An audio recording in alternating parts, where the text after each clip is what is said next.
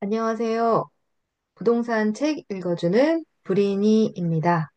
오늘은 윤석열 정부 5년, 오르는 아파트는 정해져 있다라는 책으로 읽어드리도록 하겠습니다.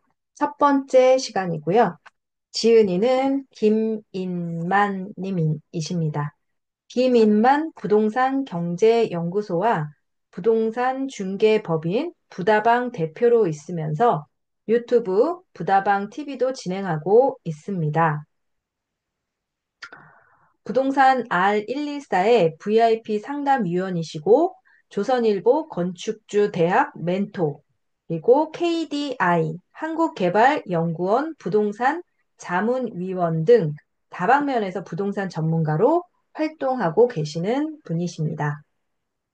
저서로는 돈이 되는 상가를 사라, 서울 아파트 투자 지도, 서울 재개발 투자 지도, 아파트 투자는 타이밍이다, 문재인 시대의 부동산 가치 투자 등의 저서가 있습니다.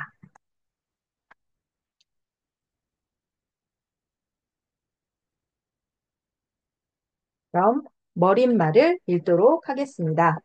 시간 참 빠르다. 2017년에 문재인 시대에 부동산 가치 투자를 집필했는데 벌써 5년이라는 시간이 흘러 또 다른 대통령 시대의 부동산 투자서를 집필했으니 말이다.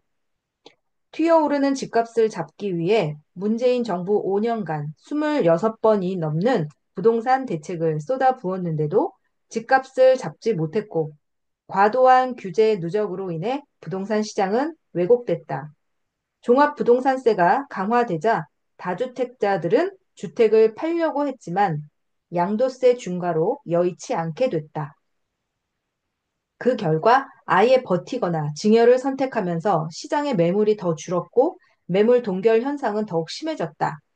집값 잡겠다는 정부 말을 믿고 이 정도면 멈추겠지 기다리던 실수요자들은 벼락거지가 될 것 같은 두려움에 더 이상 기다리지 못하고 주택 매수에 뛰어들었다. 특히 주택 구매 연령이 아닌 2030 세대까지 무리한 대출을 받아가면서 이른바 영끌, 영혼까지 끌어모으다는 영끌 매수에 동참을 했다. 뒤늦게 발표한 3기 신도시 등 대규모 공급 계획은 입주까지 아직도 5년 정도 기다려야 한다. 거래량은 줄어들었는데도 줄어든 공급보다 늘어난 수요가 더 많아지면서 집값은 사상 최장 및 최고 상승을 기록했다. 2021년 추석을 지나면서 과도한 상승에 대한 피로감, 기준금리 인상에 대한 부담감, DSR 등 대출 총량 규제로 인한 구매 능력 약화, 그리고 20대 대통령을 뽑는 대선의 불확실성이 더해져 주택 시장의 거래량이 급감한 상황에서 윤석열 정부가 바통을 이어받았다.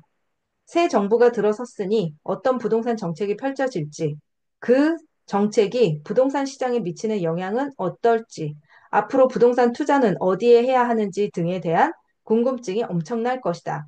그 궁금증에 대한 답을 알려주고자 이 책을 집필했다.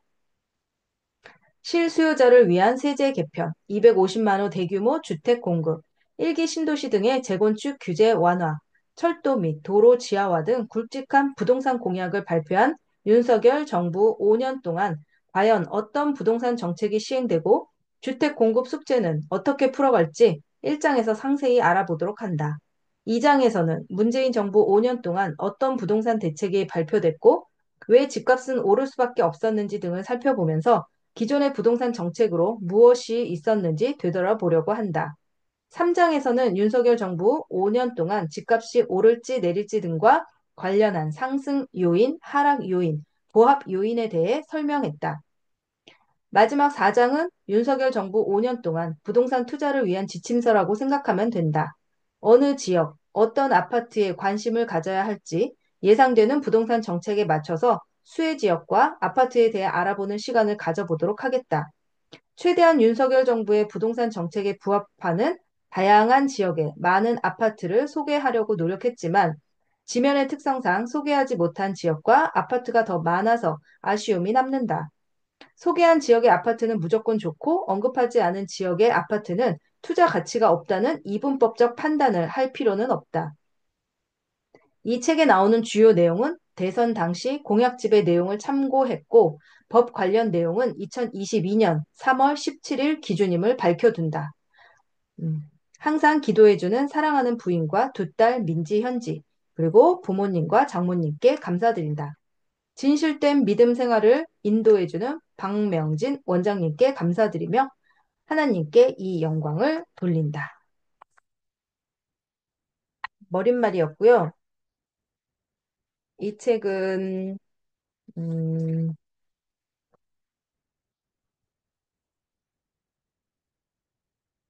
초판이 2022년 4월 13일에 초판이 되었습니다. 이 시기를 감안해서 지금은 2025년이니까 그거를 감안해서 들어주시면 좋겠습니다. 자, 그럼 1장부터 읽도록 하겠습니다. 15페이지 1장 윤석열 정부의 부동산 정책 완전 정복 주택 공시 가격 조정과 보유세 통합 문재인 정부 5년 동안 규제를 쏟아부은 결과 매물 동결 현상은 심화되고 보유세 부담은 높아졌다. 우리나라 부동산이나 유가증권 같은 자산에 부과하는 세금이 OECD 경제협력개발기구 국가 중 캐나다 뒤를 이어 2위를 차지했다. 2016년 11위에서 5년 만에 2위로 껑충 뛰어올라 미국, 영국, 일본 등 주요 선진국을 모두 제쳤다.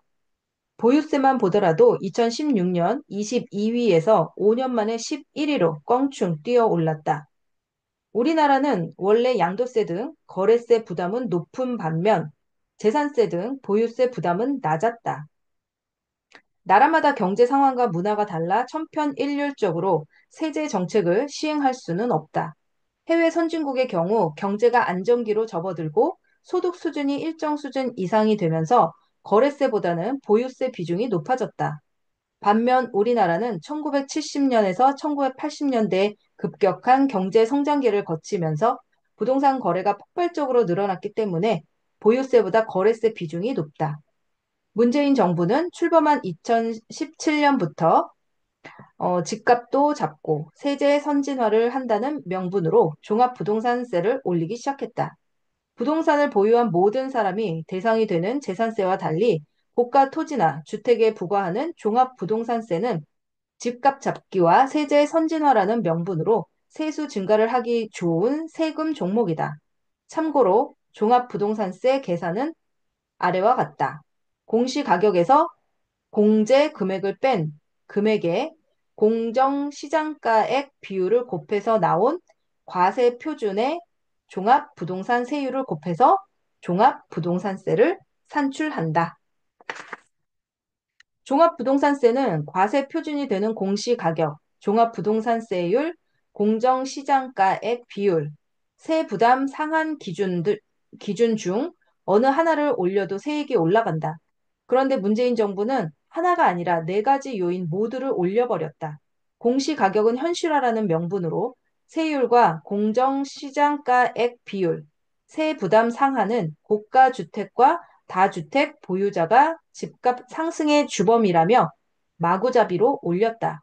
그 결과 2020년에 250만 원을 냈던 1주택자의 경우 2021년에 390만 원으로 늘어났고 시가 30억 원짜리 주택 두 채를 갖고 있다면 2020년 2,700만 원에서 7,300만 원으로 세 부담이 늘어났다. 정부는 전 국민의 2%만 종합부동산세 대상이어서 큰 문제가 없다고 했지만 결과적으로 지나치게 오른 보유세에 대한 조세 저항이 커지면서 민심 이반이 수반됐다. 그래서 윤석열 정부는 과도한 보유세 부담을 줄이겠다는 공약을 내걸었다. 우선 과세 표준의 기준이 되는 공시가격 현실화를 멈추고 2022년 주택 공시가격을 2020년 수준으로 환원시킨다. 2021년 12월 토지와 단독주택 개별 공시가격을 결정하는 표준 공시가격 열람에 따르면 2022년 토지는 10% 이상, 단독주택은 전국 7.36%, 서울 10.56% 정도 인상될 예정이며 아파트 공시가격인 공동주택 공시가격은 서울의 경우 20% 정도 인상이 예상된다. 공시가격을 2020년 수준으로 되돌리겠다고 했지만 실현 가능성은 낮아 보인다. 세법 개정이 필요한데 국회 처리가 필요한 세법 개정이라서 야당의 협조를 받기 쉽지 않을 것이다. 2022년 공시가격을 2020년 수준으로 환원이 현실적으로 어렵다면 2023년 공시가격의 속도를 조절하고 법 개정이 아닌 시행령 개정으로 가능한 공정시장가액 비율을 인하할 가능성이 높다. 시행령 개정은 국회를 통하지 않아도 가능하기 때문이다. 2022년 100%로 인상된 공정시장가액 비율을 2021년 수준인 95%로 하면 보유세 부담을 소폭 줄여줄 수 있다. 내친 김에 공정시장가액 비율을 원래 수준인 80%까지 환원하는 방법도 고려할 필요가 있다. 윤석열 정부는 종합부동산세와 재산세를 통합하겠다는 내용을 공약에 포함시켰다. 국세인 종합부동산세를 폐지해 지방세인 재산세와 통합하겠다는 것인데 이 역시 실현 가능성은 낮다. 지방자치단체의 세원인 재산세는 민감한 문제이고 거대 야당인 민주당에서 노무현 정부 때 만든 뿌리와 같은 종합부동산세를 재산세에 통합하는 안에 대해 순순히 협력해 줄 리 만무하다. 재산세와 종합부동산세 통합은 매우 어려운 일인 것만은 분명하다. 실현 가능성이 낮음을 알고 있어서인지 통합 이전이라도 세 부담 완화 조치는 실시하겠다고 한다. 50%에서 200%에 이르는 세 부담 증가율 상한을 인하해 1주택자에 대한 세율은 문재인 정부 이전 수준으로 인하하고 일정 소득 이하 1주택 장기 보유자에 대해서는 나이와 상관없이 종합부동산세를 매각이나 상속 시점때까지 납부 기간을 연장해주는 이연 납부를 허용하며 중과가 적용되는 차등 과세 기준을 보유주택 수에서 가액으로 전환하는 것이다.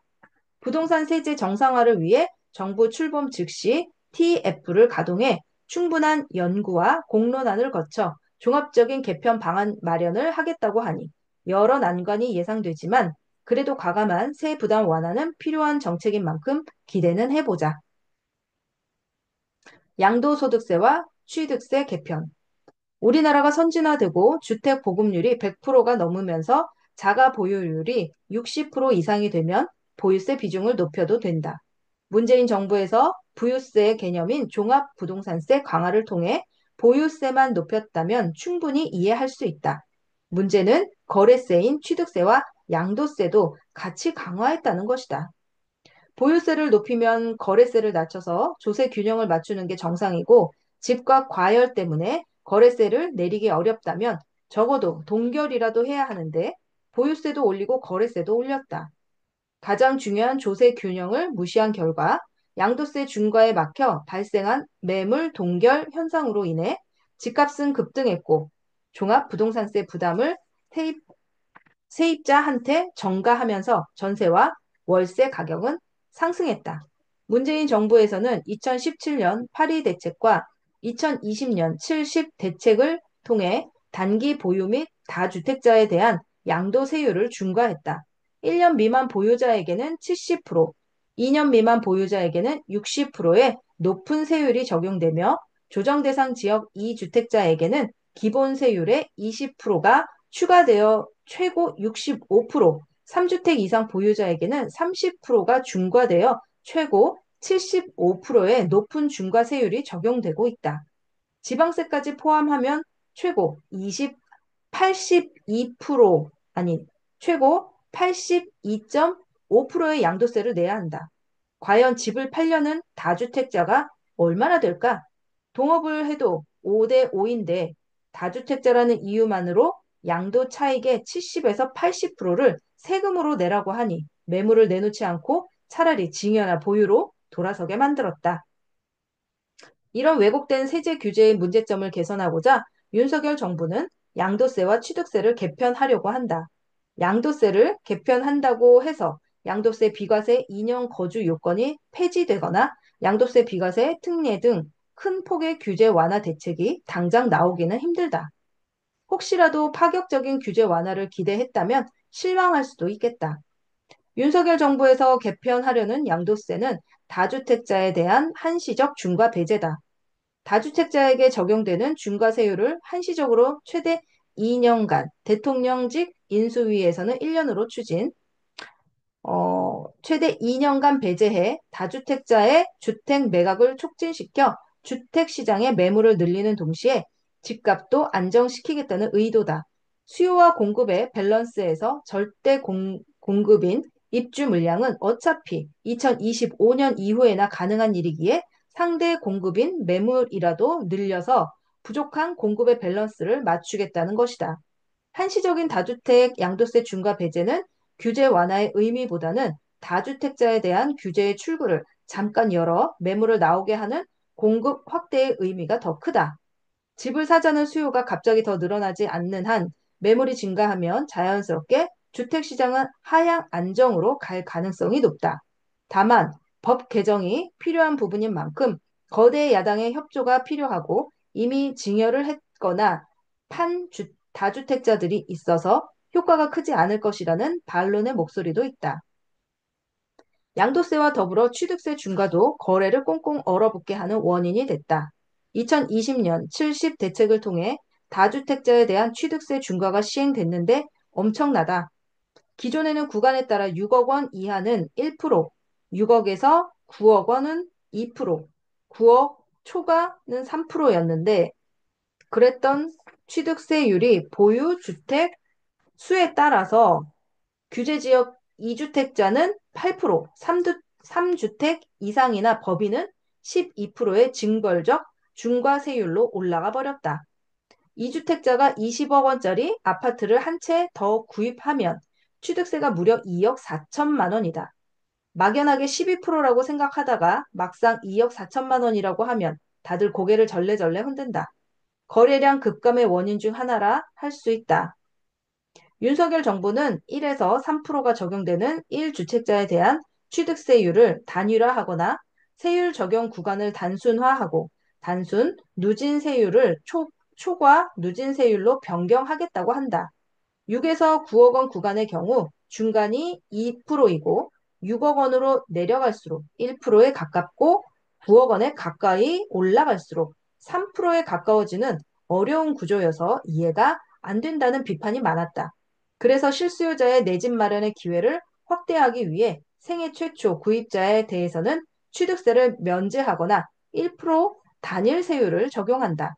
또 거래량을 늘리기 위해 다주택자에 대한 과도한 누진 세율도 손을 볼 예정이다.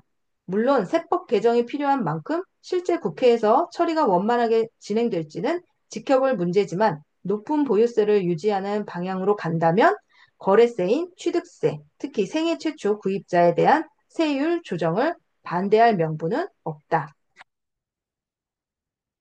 26조 대출 규제 완화. 노무현 정부 때 영원히 오를 것 같았던 버블 세븐 지역의 집값이 2007년에 DTI, 총 부채 상환 비율 규제가 강화되면서 꺾였다. DTI 규제가 집값 잡는 곶감이 된 순간이었다. 그 후 이명박 정부 때에는 규제를 완급 조절하다가 2011년에 한시적 완화를 종료했는데 결과적으로 단기 폭락의 원인을 제공한 꼴이 됐다. 이렇듯 주택 구매 능력에 큰 영향을 주는 대출 규제는 집값에도 큰 영향을 준다. 문재인 정부는 2017년 파리 대책을 통해 집값 잡는 곶감인 DTI를 40%로 강화했지만 집값은 이를 비웃기라도 하듯 계속 올랐다.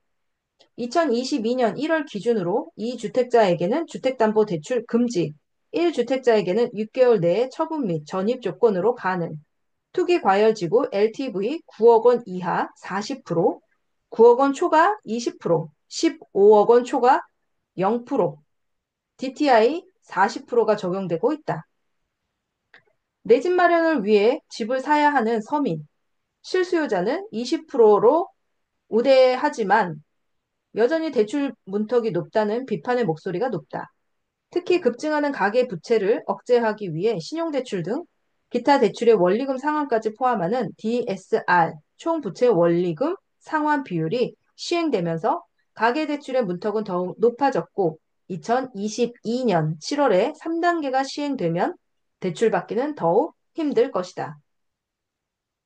높아진 대출 문턱으로 힘들어하는 실수요자들의 내 집 마련 기회를 넓히고자 윤석열 정부는 실수요자 담보 대출 규제를 완화한다. 우선 LTV 담보 대출 인정 비율을 실수요자를 위해 완화할 계획이다. 신혼부부, 청년층의 LTV를 80%로 높여 주거 사다리를 만들어 주겠다는 것이다. 뉴스 헤드라인만 보고 꽉 막힌 대출이 다 풀릴 것으로 오해하면 안 된다. 주택 구입이 필요한 무주택 실수요자에게 대출 기회를 더 주겠다는 것이지 집 있는 유주택자한테 대출 문이 열리는 것은 아니다. 유주택자에게도 대출 문이 활짝 열리려면 주택 시장 침체가 깊어져서 거래 활성화를 빨리 해야 하는 절박한 상황이 되어야 한다. 또한 DSR 완화 없이 LTV만 완화할 경우 효과는 제한적일 수 있다. 사실 가계부채는 경제가 성장하고 주택수가 늘어날수록 자연스럽게 증가한다.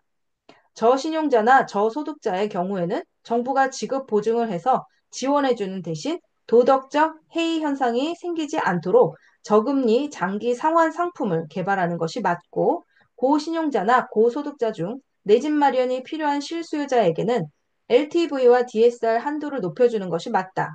이미 주택을 구입한 유주택자가 거주 목적이 아닌 주택을 추가로 구입한다면 매우 엄격한 대출 규제를 하는 것이 맞지만 집이 필요한 실수요자에게는 집을 살 수 있도록 지원해 주는 것이 진정한 주거 복지다. 실수요자가 집을 사면 전세 수요가 줄어들면서 전세 시장도 안정되는 긍정적인 효과가 있다. 기준금리가 올라가자 대출금리는 급등하는 데 반해 예금금리는 찔끔 올라가서 열받는다고 하는 사람이 많다. 정부가 가계부채 관리를 하라고 하니 예금과 대출금리 간 격차를 더 만들어 이자 장사를 하는 시중은행을 보면 필자도 우라통이 터진다. 윤석열 정부는 이런 국민의 우라통이 터지지 않도록 과도한 예금과 대출 금리 간 격차를 해소하기 위해 합리적인 대책을 만들어 국민 부담을 해소하겠다고 한다. 시중은행이 예금 금리와 대출 금리 간 차이를 주기적으로 공시하도록 하고 기준금리가 오르거나 내려가는 상황에서 예대금리 차가 가파르게 증가하는 경우 금융당국이 가상금리 산정 시 리스크를 적절하게 설정했는지 담합 요소가 없는지 등을 따져서 금융기관 간 투명하고 공정한 경쟁을 유도해 금융 소비자의 보호도 강화할 계획이다. 임대시장 정상화 및 임차인 주거 안정. 부동산 정책이라고 하면 집값 상승을 잡기 위한 정책만 생각하는데 매매 시장만큼 중요한 임대 시장을 위한 정책도 있다. 모든 국민이 집을 가져서 1주택이 되는 것은 사실상 불가능하다. 전 세계 어디에도 그런 나라는 없다. 예전에 루마니아가 공산국이 국가 시절 때 전 국민한테 1주택을 가지게 하는 정책을 시행한 적이 있었지만 그 결과 처참할 정도로 경제가 무너졌다. 미국, 일본 등 선진국도 그랬고 우리나라 역시 6대4 정도다. 주택을 보유한 사람의 비율이 60%, 보유하지 못한 사람의 비율이 40% 정도가 정상이라는 말이다. 자금이 부족해서 주택 구입을 미루고 임대 거주를 하는 사람도 많지만 자금이 충분한데도 굳이 살 필요를 느끼지 못해 거주를 하는 사람도 많다. 2020년 7월 30일에 전격적으로 계약갱신 청구권과 전월세 상한제, 이른바 임대차 3법이 시행됐다. 전월세 신고제는 1년이 지난 2021년 여름에 시행됐다.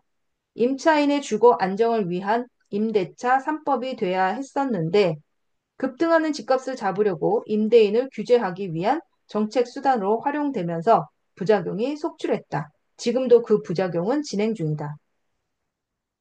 2년 임대 기간이 만료되면 2년 더 연장할 수 있는 계약 갱신 청구권은 태생적으로 분쟁의 씨앗을 품고 있다. 임차인이 2년 연장을 요구하면 임대인은 받아주거나 실거주 등의 이유로 거부할 수 있다. 요구를 했을 때 요구에 대한 수용이나 거부를 하는 방식은 임대인과 임차인 모두에게 분쟁의 대상이 된다. 상생이 되어야 할 동반자적 관계를 분쟁의 대결 구도로 만들어버린 것이다. 차라리 최단 존속 기간인 2년을 3년으로 연장해줬으면 깔끔하게 해결된 문제였다. 초등학교 6년, 중학교 3년, 고등학교 3년을 생각하면 3년의 최선의 임대 기간이다. 2년에서 3년으로 최단 존속 기간을 변경하지 않고 외 분쟁의 빌미를 제공해주는 2 플러스 2 계약 갱신 청구권이 도입되었을까? 정책과 법을 만드는 높으신 분들이 상가 임대차 보호법에 있던 10년 계약 갱신 청구권의 내용을 별 고민 없이 그대로 도입했기 때문이다. 서민 주거 안정을 위한 고민이나 분석을 제대로 하지 않았다고 할 수 있다. 윤석열 정부는 임대차 3법을 손질해 임대 시장을 정상화하고 공공임대주택 사업과 민간 임대주택 사업을 강화해서 임차인의 주거 안정을 향상하겠다고 한다. 임대차 3법의 내용을 수정하려면 국회에서 법안 처리가 필요한데 2024년 4월까지 야당이 된 민주당이 과반 이상의 의석수를 차지하고 있는 점을 감안하면 공약과 달리 빠른 법 개정은 어려울 것이다.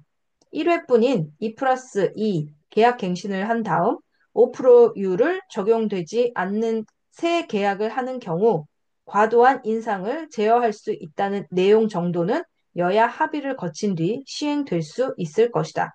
예를 들어 임대차 계약 갱신 시 5% 이내로 올리는 1주택 임대인에게 양도세 실거주 요건 1년을 인정해주는 상생 임대인 제도를 보완해 다주택자로 대상을 확대하고 인센티브를 1년에서 2년으로 늘리거나 임대료를 올리지 않는 임대인에게 종합부동산세 등에 대해 세제 혜택을 주는 방안도 거론될 수 있을 것이다.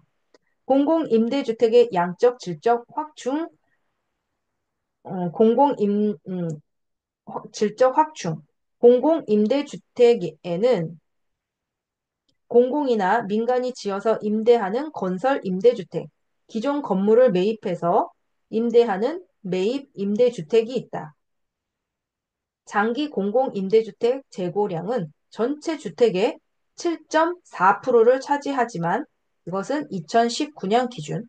이 중 시설이 열악한 매입 임대주택이나 면적이 작은 행복주택 등이 많은 사람의 수요자가 외면하면서 공실이 발생하고 있다.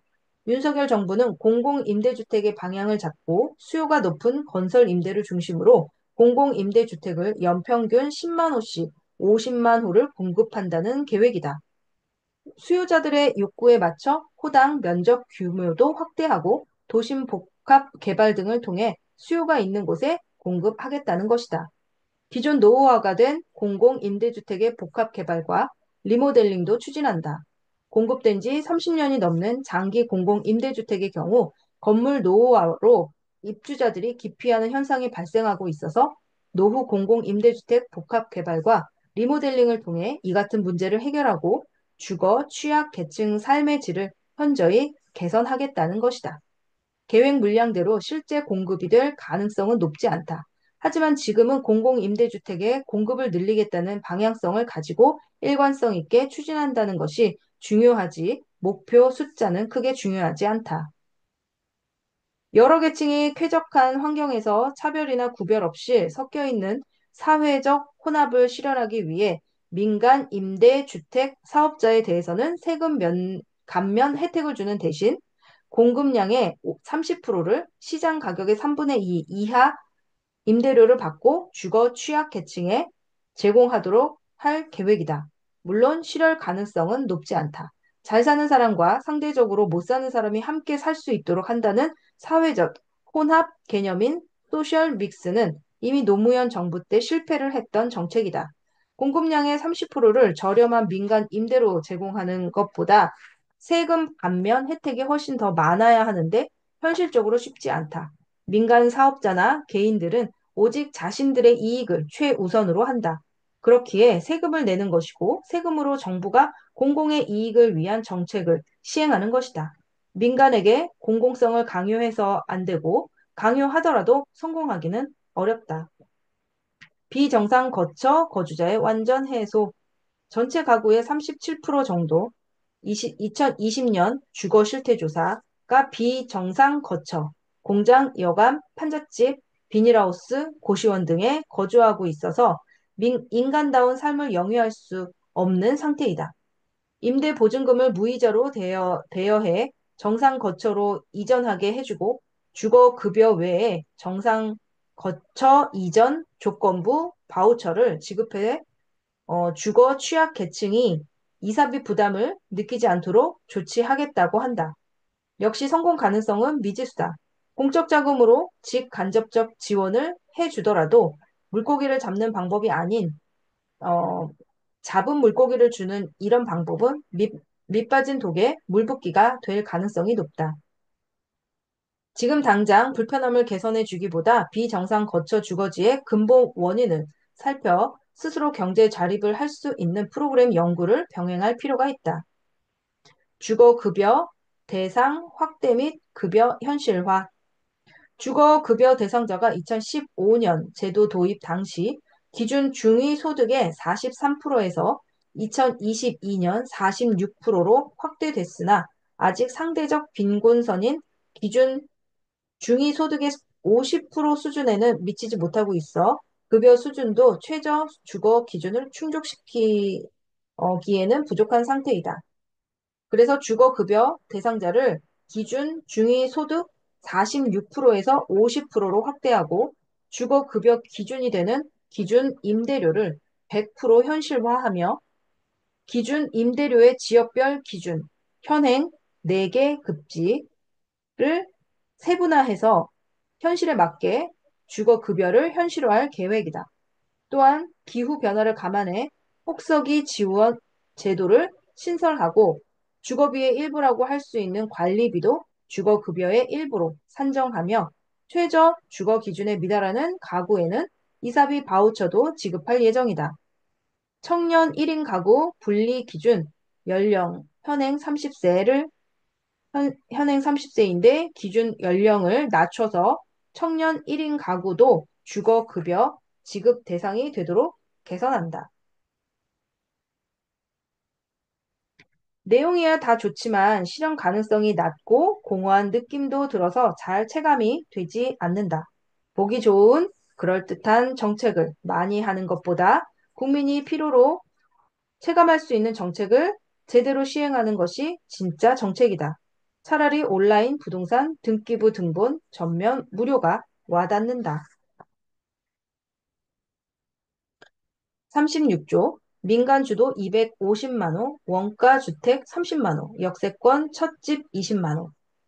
주택 공급이 부족한 상황에서는 아무리 수요를 억제해도 필요함을 강하게 느끼거나 이번에 못 사면 영원히 못 살 것 같다며 불안해하는 실수요자들이 집을 사면 집값이 오른다는 것을 확인한 문재인 정부는 2020년 이후 부동산 정책의 방향을 수요 억제에서 공급 확대로 전환했다. 3기 신도시를 비롯하여 공공재개발, 도심 공공주택 복합개발, 공공 직접 시행 정비 사업 등을 통해 서울 30만 호, 전국 80만 호 등 대규모 주택 공급을 하겠다는 야심찬 계획을 발표했다. 하지만 주택 공급의 타선 기간, 부동산 경기의 변동이 일반 경기의 진퇴에 비해 뒤지는 시차와 토지 보상, 토지 소유자들의 반발 등에 막혀 주택 공급의 속도를 빨리 내지 못하고 있다. 이렇듯 주택 공급이 부동산 시장의 핫 이슈로 떠오르자 윤석열 정부의 1호 부동산 공약은 전국 250만 호 이상, 수도권 130만 호 이상의 신규 주택 공급 계획이다. 공공주도가 아닌 공공과 민간이 함께 공급을 늘린다는 점이 문재인 정부와 결이 다르다고 할 수 있다. 정부는 규제 혁신과 인허가 등 행정 지원을 하면서 용적률 상향 등을 통해 사업성도 높여 신속하게 추진할 수 있게 해준다. 윤석열표 주택사업으로는 청년 원가주택과 역세권 첫 집이 있다. 원가주택은 무주택 청년 가구가 3기 신도시 등 공공택지의 국민주택 규모 이하 주택을 시세보다 낮은 원가로 분양받아 5년 이상 거주한 뒤 국가에 매각해 차익의 70%까지 가져갈 수 있게 하는 개념의 주택으로 30만 호를 계획하고 있다.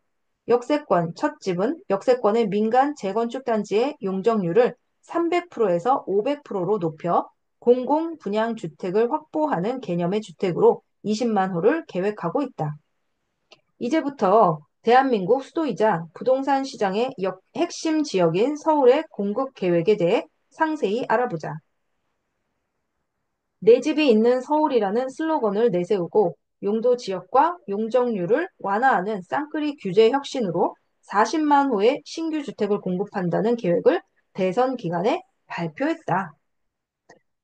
앞에서 말했던 역세권 첫집과 연결해서 각종 규제를 완화해 5년간 서울 역세권 첫집 10만 호도 공급할 계획이다.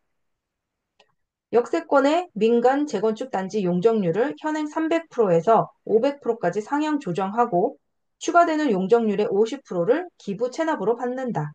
이렇게 확보되는 주택을 청년, 신혼부부, 무주택 서민을 위한 역세권 첫 집으로 공공 분양을 하고 국 공유지를 활용한 역세권 첫 집도 공급한다. 역세권 첫 집의 공공 분양 주택은 반값 아파트로 공급되며 입주자는 분양가의 20%만 부담하고 80%는 장기 대출을 통해 내 집을 소유하게 된다. 또한 기반 시설이 양호하고 개발 여력을 갖춘 역세권 2종이나 3종 일반 주거지역을 준주거지역으로 용도 상향해 역세권 복합 개발이 가능하도록 제도를 개선하고 공공이 참여하면 최대 700%까지 용적률을 완화해 복합 개발을 추진한다. 재건축과 마찬가지로 완화된 용적률의 절반은 공공임대주택과 지역사회에 필요한 공공시설로 활용하며 층수 제한도 상한 용적률과 연동해 최대 2배까지 차등적 완화를 할 예정이다. 물량 앞에 장사 없다고 민간 주도 250만 호, 원가주택 330만, 원가주택 30만 호, 역세권 첫집 20만 호 등 계획대로 공급된다면 주택시장은 빠르게 안정될 것이다. 오히려 공급 과잉의 후유증을 겪을 것이다. 하지만 실현 가능성은 매우 낮다. 대선 공약인 만큼 어느 정도의 과장된 허수를 감안하고 문재인 정부의 공급 계획 물량을 포함했다 하더라도 실현 가능성이 낮은 공급 계획 숫자임에는 분명하다. 서울 아파트가 200만 호가 되지 않고 분당 신도시가 10만 호 정도임을 감안하면 목표의 절반 달성도 어려울 것이다. 그래도 주택시장 안정을 위해 대규모 공급 물량을 늘리겠다는 의지는 확고한 만큼 지금보다 주택 공급을 더 늘어날 것이다. 물론 2025년 이후 3기 신도시 입주와 맞물리면 주택 공급 물량은 분명 늘어나는데 오히려 부담스러운 수준까지 될 수도 있다. 주택시장 분위기가 침체되는데 입주 물량이 나오기 시작하면 집값 냉각에 또 다른 문제가 발생할 수 있기에 무조건 공약대로 추진하기보다는 시장 상황을 감안한 적절한 추진 전략이 필요해 보인다. 88 올림픽과 경제 성장, 베이비붐 세대의 결혼 등의 영향으로 폭발하는 주택 수요로 인한 집값 급등을 막기 위해 1990년대 초반 노태우 정부는 200만 호 주택 건설 계획을 발표한다. 이때 서울에 인접한 성남 분당, 고양 일산, 군포 삼본, 부천 중동, 안양 평촌 등 5개 신도시가 건설됐다. 노태우 전 대통령의 공약으로 시작된 1기 신도시 사업은 수도권의 대규모 주택 공급의 패러다임을 바꾼 획기적인 사건이었다. 당시만 해도 계획도시인 1기 신도시가 시간이 지나 노후화될 것이라는 생각은 아무도 하지 못했다. 하지만 이제는 현실이 됐다. 어느덧 30년이 되어가고 있는 1기 신도시는 그동안 부동산 시장의 뜨거운 감자였다. 재건축 사업을 진행하면 대규모 투기 수요가 유입되면서 신도시 집값은 급등할 것이고 사업성은 나빠질 것이다. 또한 엄청난 이주 수요가 발생하면서 주변 지역의 집값 및 전세 가격을 자극할 것이 뻔하다. 그렇다고 순차적으로 개발하면 형평성 문제가 발생할 것이고 각종 특혜 시비가 끊이지 않을 것이다. 한마디로 폭풍의 소용돌이 속으로 빨려 들어가게 된다. 그래서 정부는 감히 신도시 관련 재건축 이야기를 꺼낸 엄두를 내지 못했고 대안으로 리모델링 사업이 제시됐지만 제대로 추진되지는 못하고 있다. 일반 분양을 통해 사업비를 충당하면서 조합원 부담을 줄일 수 있는 재건축 사업과 달리 리모델링 사업은 대부분 조합원이 낸 돈으로 이주하고 건축도 해야 하기에 조합원 부담이 크고 재건축처럼 철거한 후에 완벽한 새 아파트가 되는 것이 아니라 골격은 두고 증축하는 개념이어서 선호도가 떨어진다. 처음에는 마치 재건축과 같이 새 아파트가 된다는 기대감에서 리모델링 사업을 찬성하는 조합원이 많았지만 막상 추진위원회가 구성되고 사업비와 분담금 이야기가 나오면 생각이 달라지면서 반대 의견이 늘어난다. 난 지금도 만족하는데 굳이 내 돈 들여서 하기 싫다. 차라리 더 기다렸다가 재건축 사업으로 하자 등 여러 의견이 난무하면서 조합 설립조차 쉽지 않다. 리모델링 사업은 재건축보다 결코 건축비가 적게 들어가는 사업이 아니다. 재건축을 추진하기에는 엄두가 나지 않고 리모델링은 제대로 추진되기 어려운 뜨거운 감자인 일기 신도시 재건축 및 리모델링 사업 추진과 관련해 윤석열 정부가 용감하게 도전장을 냈다. 노후화된 분당, 신일산, 삼본, 중동, 평촌, 일기 신도시의 재탄생을 지원해 수도권의 주택 공급 종합대책 일환으로 추진하겠다는 것이다. 윤석열 정부에서 추진하는 일기 신도시 정비 사업은 용적률 상향 및 규제 완화, 세입자도 득을 보는 재정비 사업, 이주 전용단지를 활용한 이사 수요 조절 등 세 가지 방법으로 진행된다. 일기 신도시 재정비 사업은 국민이 살고 싶어 하는 동네에 살고 싶은 주택을 충분히 공급해 부동산 시장을 안정시킨다라는 부동산 대책의 틀 안에서 진행한다. 일기 신도시 재정비 특별법을 만들어 행정 절차가 필요한 용적률 상향 등을 신속하게 처리한다. 평균 용적률 169에서 226%로 일기 신도시는 건설됐는데 토지 용도 변경과 종 상향을 통해 용적률을 높이고 체계적으로 재정비 사업을 추진하면 10만 호 이상을 추가로 공급할 수 있다고 예상한다. 3기 신도시 2에서 3개를 새로 짓는 것과 맞먹는 물량으로 입지가 좋은 노후 주거지 정비와 새 아파트 10만 호 공급이라는 두 마리 토끼를 잡을 것으로 기대된다. 빠른 사업 추진을 위해 다양한 규제를 완화해 사업의 수익성을 개선하고 주민의 부담도 덜어줄 것이다.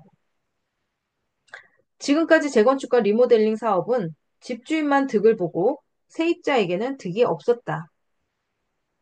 이런 문제를 해결하기 위해 자금 부담 능력이 부족한 고령 가구에 재정비 기간 중 이주할 주택을 제공하고 세입자가 재정착할 수 있도록 일반 분양분 우선 청약권과 임대주택 입주 기회를 제공할 계획이다. 재정비 과정에서 이사 수요가 한꺼번에 쏟아지는 바람에 집값이 들썩이거나 주민들이 불편을 겪는 문제가 발생하지 않도록 1기 2주 전용 단지를 만들어 순환 개발을 실시한다. 이주 전용 단지의 부지로는 3기 신도시 개발 예정 지역을 포함한 중소규모 공공택지 개발 사업 지구가 꼽히고 있다. 3기 신도시 청약 대기자와 입주 희망자들에게 피해가 없도록 택지 공급 순위 자체를 늦춘 후순위 부지와 임대주택 부지, 미분양 토지, 중소규모 공공택지를 활용하는 방식으로 진행된다. 이주 전용 단지로서의 쓰임새가 다하면 88 올림픽 아파트처럼 공공 임대주택이나 분양주택으로 활용하겠다는 계획이다. 88 올림픽 당시 기자와 선수들에게 숙박할 장소를 제공하기 위해 건설됐다가 일반 분양을 한 방이동 올림픽 선수 기자촌 아파트, 잠실 아시아 선수촌 아파트 등의 사례를 다시 활용하겠다는 점이다. 일개 신도시 재정비 과정에서 발생하는 이주 수요에 대한 대책을 고민했다는 점에서 긍정적인 평가를 해주고 싶다. 다만 투기 수요 유입을 막기 위해 토지거래 허가 구역 지정 등 투기 예방 대책도 철저히 병행해야 할 것이다. 45조 1기 GTX 노선 연장 광역급행철도 GTX가 어느 순간 미래 골드라인의 대명사가 됐다. GTX, Great Train Express는 2009년 김문수 당시 경기도지사가 동탄 신도시에서 대도심 고속 전철 구상을 처음 발표하면서 알려졌다. GTX의 G가 경기도를 의미하기도 했는데 이후 Great로 정리됐다.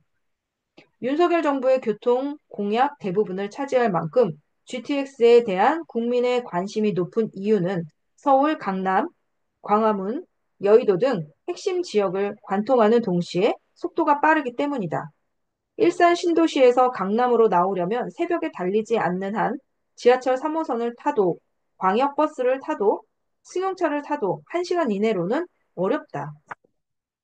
그런데 GTX A 노선이 개통되면 일산에서 강남까지 30분 안에 이동할 수 있다고 하니 열광하지 않을 수 없다.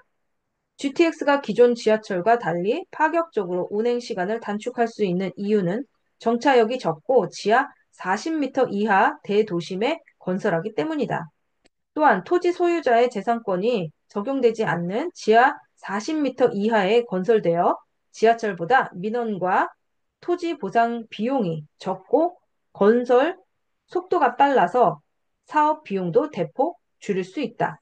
현재 2027년 완공 목표로 1기 GTX 세개 노선 사업이 진행되고 있다. 파주 운정과 화성 동탄을 잇는 A 노선은 2019년에 착공됐고 인천 송도와 남양주 마석을 잇는 B 노선은 2023년, 덕정과 수원을 잇는 C 노선은 2022년 착공 예정이다. 물론 다른 지하철 공사처럼 상황에 따라 계획보다 더 늦어질 수 있다는 점은 염두에 둬야 한다. 그런데 1기 GTX의 기존 3개 노선으로 수도권 전체를 아우르기에는 아무래도 역부족이다. 기존 지하철 노선과 달리 서울 중심지와 외곽 도시를 빠르게 연결하는 컨셉트의 대도심 고속철도 개념이기 때문에 정차역을 많이 넣을 수가 없고 3개의 노선도 제대로 추진하기 버거운 상황이기 때문이다. 교통 사각지대가 많은 바람에 GTX의 혜택에서 소외된 지역이 많아 불만의 목소리가 높았다. 이런 상황에서 3기 신도시를 포함한 대규모 개발 사업이 완성될 경우 1기 GTX 노선이 닿지 않는 지역 중심으로 심각한 교통 지옥이 벌어질 것은 명약관화한 일이다. 그래서 윤석열 정부는 1기 GTX A 노선과 C 노선 연장 카드를 꺼내 들었다. 기존 파주 운정에서 화성 동탄을 연결하는 A 노선은 평택 지제까지 연장한다. 기존 수원에서 덕정을 연결하는 C 노선은 북쪽으로는 동두천, 남쪽으로는 평택까지 연장한다. 노선을 연장할 경우 교통 환경 개선의 수혜를 받는 지역과 주민이 늘어나고 늘어난 만큼 사업성이 개선되기 때문에 일석이조의 효과를 얻을 수 있다.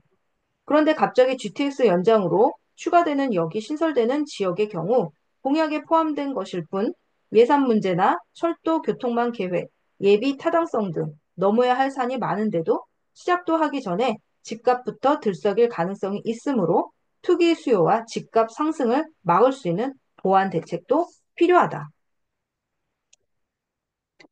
49조 2기 GTX 세계 노선 추가 1기 GTX의 기존 3개 노선과 A 노선과 C 노선을 연장하기로 했지만 교통 사각지대를 없애고 GTX 혜택에서 소외된 주민들을 달래기에는 역부족이라 생각한 윤석열 정부는 이른바 2기 GTX 노선 DEF를 신설해 수도권 전체를 촘촘하게 거미줄망으로 연결할 계획이다.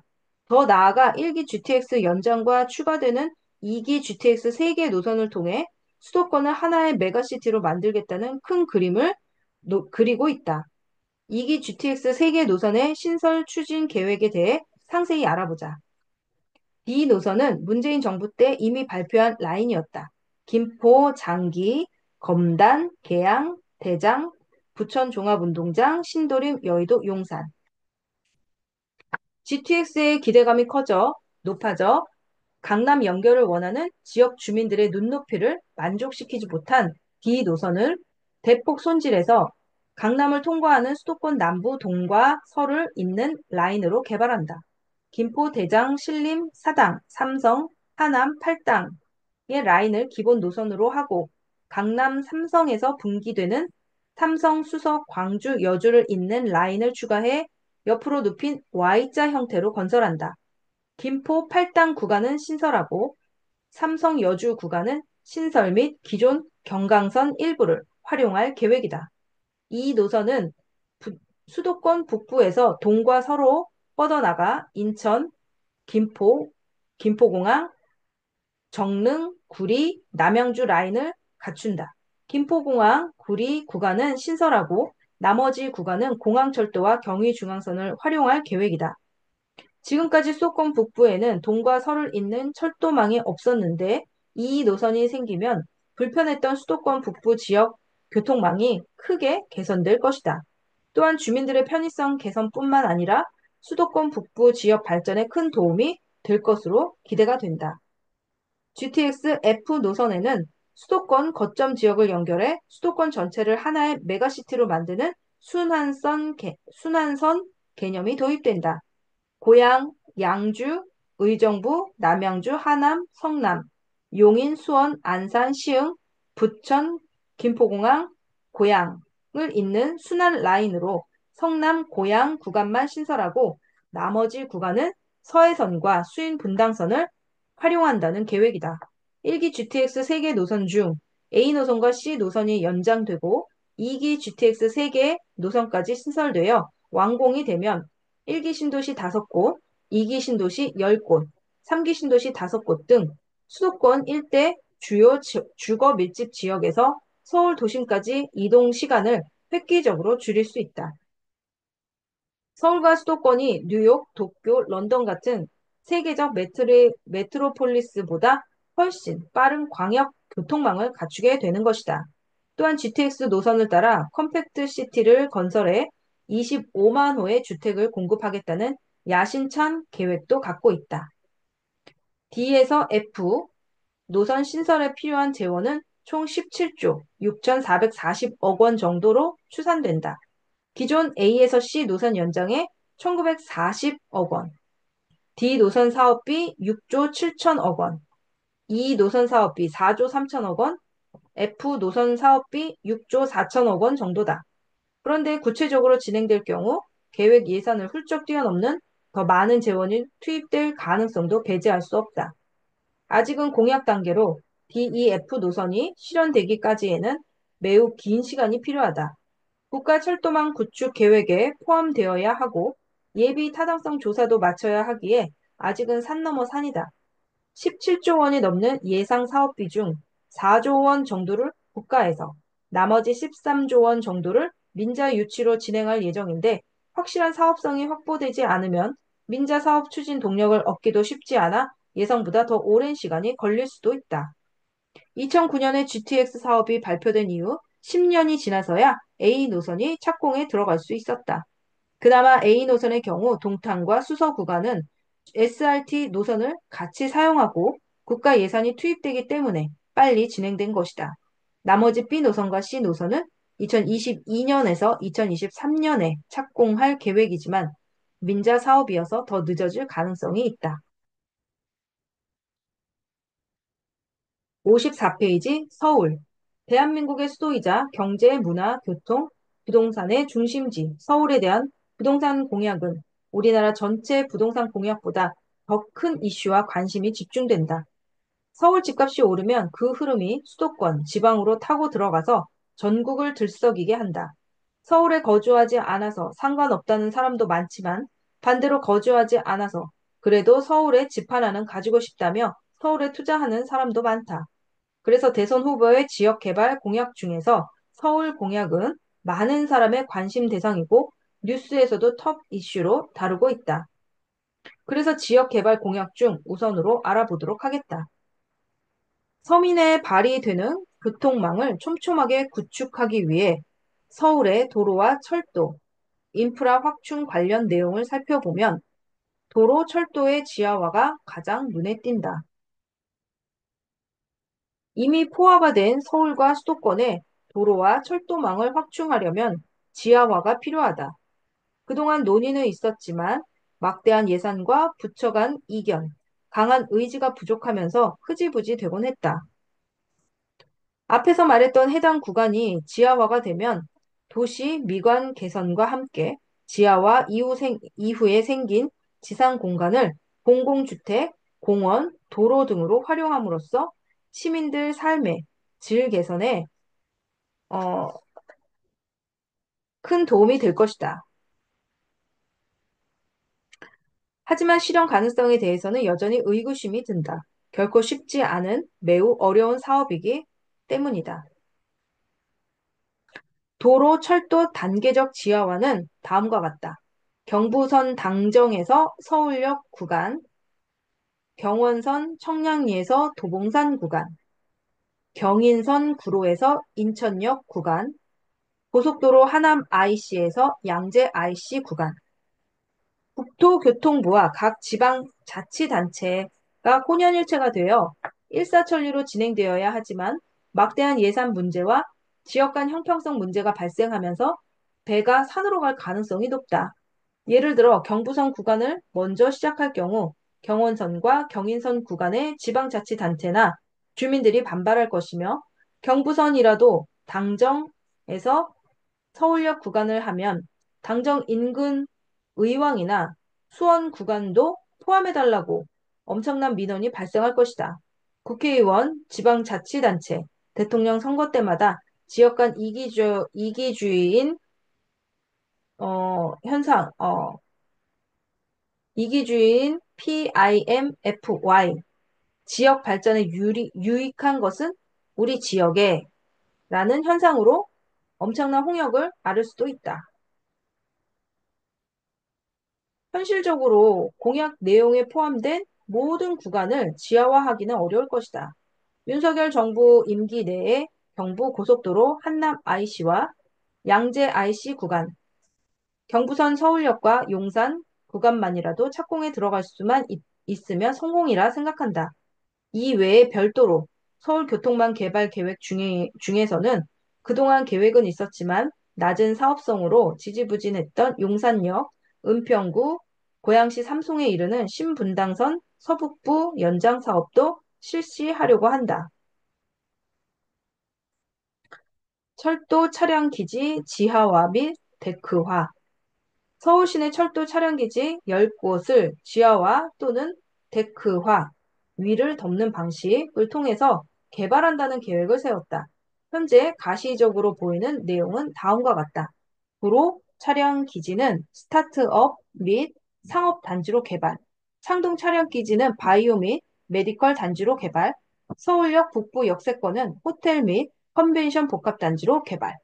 도로와 철도 지하화보다는 현실 가능성이 훨씬 더 높아 보인다.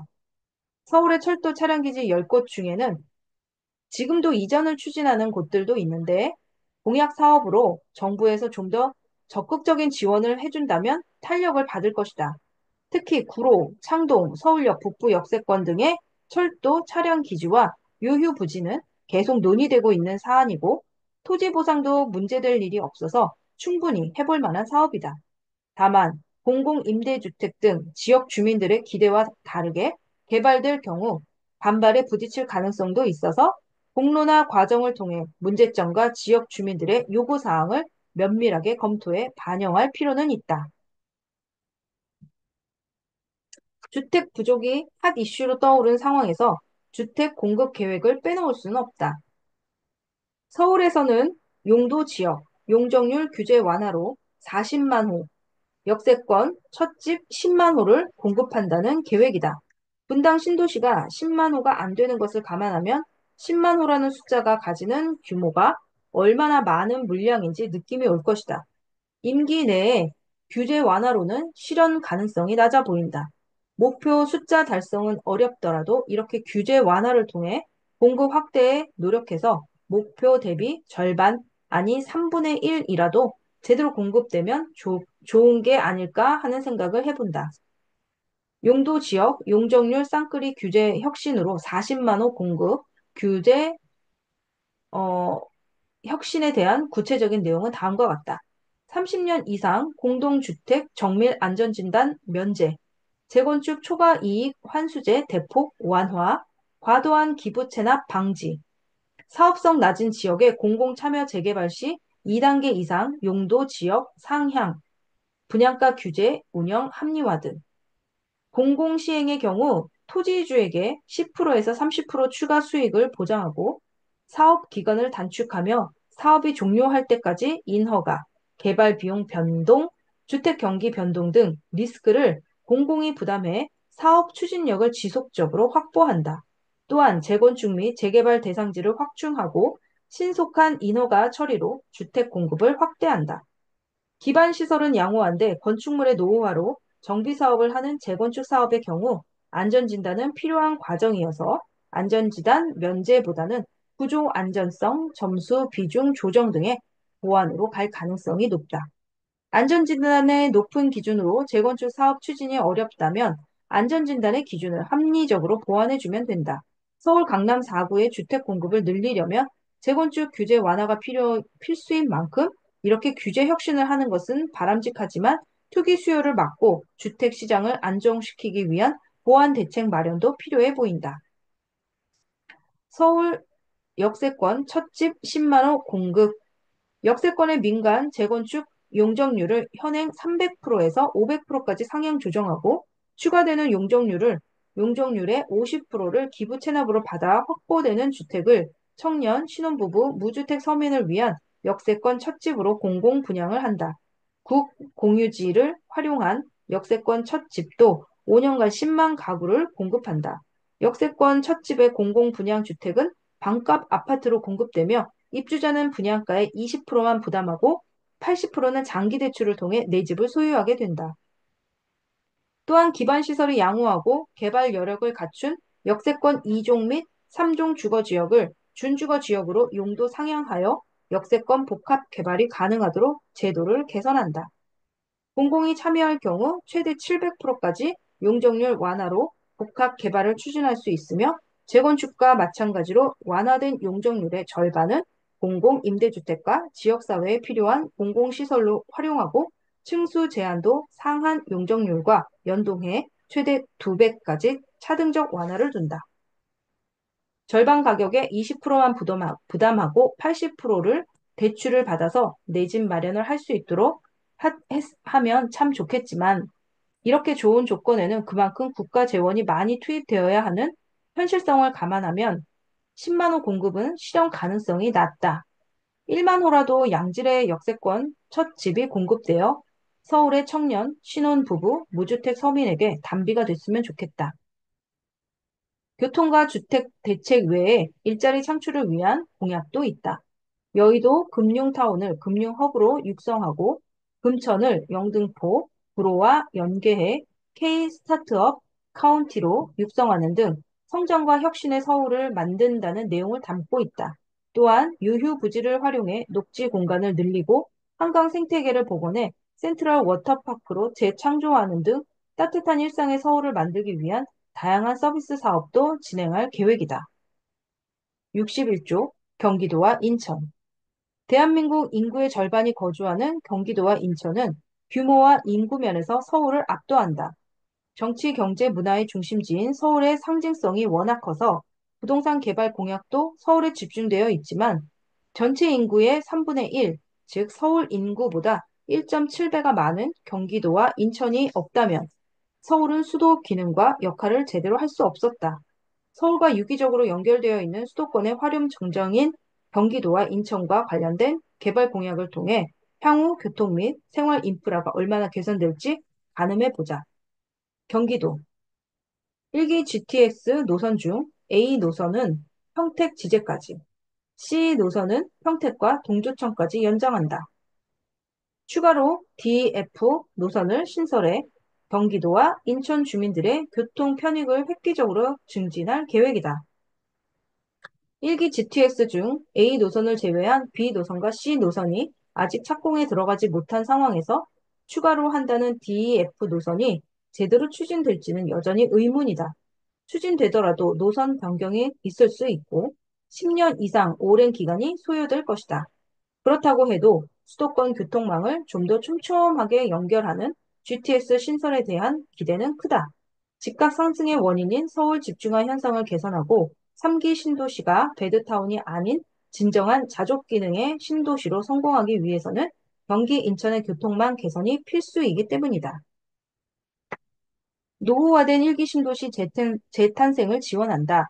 수도권의 주택 공급 종합 대책의 일환으로 추진하는 일기 신도시 재건축 사업은 수도권 주택 시장을 흔들 핵폭탄급 개발 사업이라 해도 과언이 아니다. 투기 수요, 지역별 형평성, 이주 수요에 따른 주변 지역의 전세 불안 등 넘어야 할 문제가 많아 실제 추진될지는 불확실하지만 그동안 필요함에도 덮어두기만 했던 점에 비하면 일기 신도시 재건축 추진을 공약으로 내걸면서 공식화했다는 것이 매우 의미가 크다. 여러 부작용과 난관을 잘 극복하면서 제대로 추진만 된다면 3기 신도시 공급 이상의 큰 효과를 얻을 수 있는 것이 1기 신도시 재건축 리모델링 사업이다. 이 외에도 체계적으로 조밀한 동서남북 광역교통망 구축을 추진해 경기 북부 접견 지역을 향후 남북 경제 협력에 대비한 남북 교류 거점 도시로 육성하며 제3의 국립현충원도 건립한다는 계획이다. 또한 4차 산업혁명 첨단 산업 클러스터와 융복합 R&D 단지를 구축하는 등 균형 성장과 맞춤형 발전도 촉진한다. 인천 2노선 신설 및 연장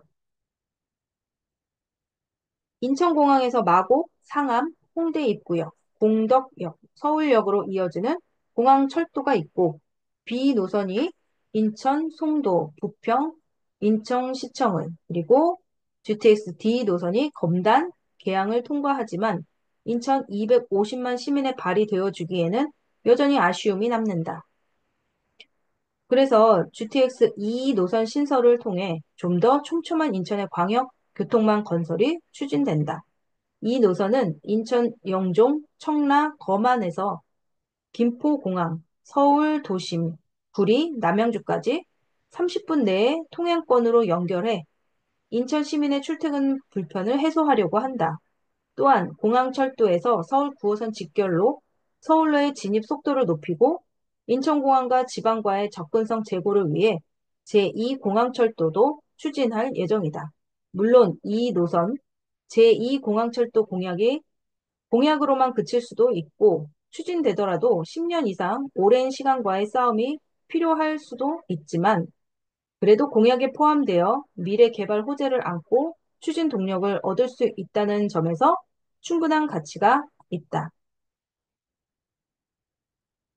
경인선, 경인고속도로 지하화. 인천을 남북으로 나누었던 경인선 인천 구간과 경인고속도로 인천 구간을 지하화하고 경인고속도로 남청라 IC까지 연장해 빠르고 편리한 교통 서비스를 제공함으로써 인천 내의 지역 간 단절 극복, 교통 혼잡 해소 및 주거 환경 개선을 추진한다는 계획을 갖고 있다. 우리나라의 교통망은 상당히 잘 갖춰져 있다. 그런데 교통 체증이 심한 이유는 도로가 부족하기보다 서울 과밀 현상으로 특정 지역에 차량 유입이 많기 때문이다. 도로 몇 개를 더 늘린다고 해도 결국 병목 구간 체증이 더 늘어날 수 있다는 점에서 도로 지하화는 미래 교통망 개선을 위해 이제는 필요해졌다. 예산 문제 등 난관은 많겠지만 토지 보상금, 인근 지역 주민들의 민원, 도시 미관 개선 등을 감안하면 새로운 도로 개설보다 경인선, 경인고속도로 등 기존 주요 도로망의 지하화는 매우 효과적인 교통 대책임에는 분명하다.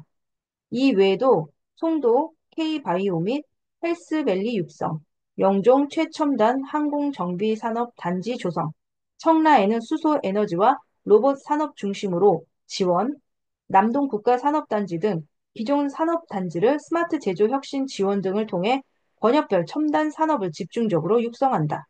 인천 내항 주변 원도심의 재개발도 지원하며 집값 상승과 크게 거리가 먼 강화군, 옹진군을 규제 지역에서 제외하는 방안을 추진한다.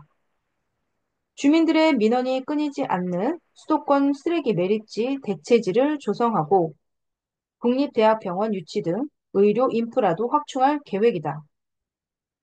공약대로 다 이행되지는 않겠지만 경기도와 인천 내의 교통망 개선, 산업 육성, 재개발 지원, 의료 인프라 확충 등 지역 주민들의 목소리를 정책에 반영하고 추진하는 노력을 한다면 서울 집중화 현상이 완화되어 집값 안정에도 도움이 될 것이다. 66페이지 대전, 세종, 충청도 서울, 경기, 인천의 수도권 지역을 제외하고 입지적, 행정적, 정치적으로 중요한 역할을 하는 지역이 바로 대전과 세종이다. 대전과 세종은 부산, 대구, 광주와 함께 지방 부동산 시장의 바로미터이자 핵 중심 축으로 성장해서 부동산 시장에서 매우 중요한 포지션을 차지하고 있다. 윤석열 정부 5년 동안 대전, 세종, 충청도는 어떻게 개발되고 발전될지 공약을 통해 알아보자. 대전, 산업 환경 개선, 오송, 바이오, 충주 2차 전지, 청주, 시스템 반도체, 대전 IT, 천안 디스플레이, 논산 첨단 국방을 연계해 첨단 미래 산업의 연구 개발과 스타트업 전진 기지로 양성한다. 또한 대전, 청주, 천안, 세종의 AI, 양자 컴퓨팅, 시스템 반도체, 차세대 정보 통신, 사이버 보안 관련 휴먼 디지털 중심 국가 신경망 기술 연구 클러스터 구축 등 산업 연구단지 중심으로 산업 지도를 개편할 계획이다. 오송 바이오 단지, 청주 반도체 산업, 천안 디스플레이 산업 등 대정권에 이미 구축된 산업 인프라에 AI 등 차세대 기술을 더해 새로운 중원 신산업 벨트를 구축하겠다는 의도이다. 수요와 공급 측면에서 봤을 때 양질의 일자리 창출은 수요 증가로 이어지면서 부동산 시장에도 큰 영향을 주는 만큼 대전과 충청권의 부동산 시장은 더욱 성장할 가능성이 높다. 교통 환경 개선.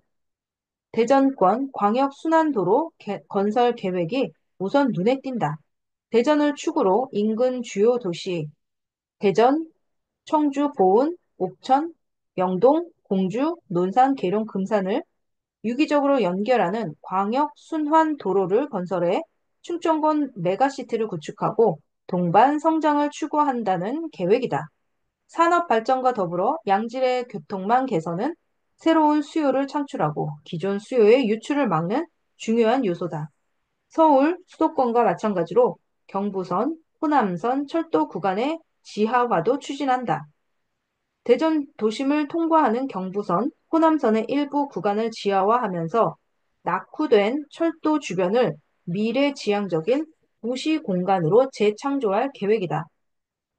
지하화를 한 후 남은 지상의 유휴지를 주거, 업무, 문화 및 녹지 공간으로 입체화하고 노후 도심 공원을 도시 숲으로 탈바꿈하는 동시에 대전 3대 하천의 주변 공원과 수변 공원과 조성할 계획이다. 신규 도로 신설 및 확장뿐만 아니라 시대가 바뀌면서 도시 미관과 이동을 단절시키는 기존 경부선, 호남선 구간의 지하화는 시간이 걸리겠지만 반드시 추진되어야 할 과제다. 호남 고속도로 대전 구간 확장도 추진된다. 호남 고속도로 회덕 IC에서 서대전 IC를 연결하는 지선과 대전 구간을 확장해 교통 혼잡 상황을 개선한다. 그렇게 하면 세종시와의 접근성이 향상되고 충청권 메가시티를 위한 광역 교통망 확충까지 기대할 수 있게 된다. 대전권 고속도로의 심각한 교통 문제를 해결할 수 있을 것이다. 이 외에도 대전과 세종을 경제자유구역으로 지정하고 제2 대덕 연구단지를 조성해 신산업 경제 도시로 자리매김을 시키겠다는 야심찬 계획도 밝혔다. 세종, 진정한 행정수도. 청와대 제2 집무실을 설치하고 국회 세종의사당을 차질 없이 건립한다. 행정기관 대부분이 세종으로 이전했지만 청와대와 국회 등 핵심 기관은 서울에 남아있다. 국회가 이전하면 세종이 진정한 국가 행정수도로 거듭날 수 있을 것이다. 산업환경 개선. 대전과 세종을 경제자유구역으로 지정해 미래의 자동차 등 특화산업으로 육성하고 충청권 상생협력 국가산업단지를 개발한다. 암치료센터 건립 및 방사선 의과학 융합 산업 클러스터를 구축하고 세종 디지털 미디어 센터도 조성한다. 행정기관 위주로 개발된 세종의 특성상 부족한 산업 인프라 개선과 다양한 일자리 창출은 진정한 제2의 수도로 거듭나기 위해 반드시 필요하다. 교통환경 개선. 세종과 대전, 충북을 잇는 충청권 광역철도를 건설하고 외곽 지역을 연계한 교통체계를 확충한다.